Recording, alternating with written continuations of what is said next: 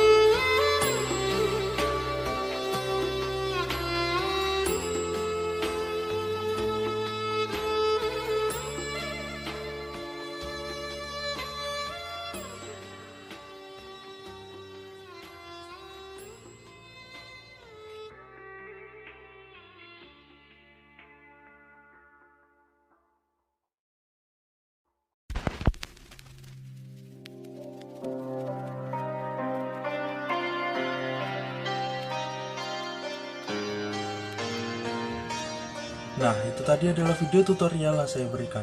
Gimana? Mudah bukan? Bagi kalian semuanya yang sekiranya suka dengan konten yang saya berikan, silahkan klik like, komen, dan juga subscribe. Nyalakan juga lonceng notifikasinya agar kalian tidak ketinggalan update-update terbaru dari saya. Saya pamit, sampai jumpa di video tutorial selanjutnya.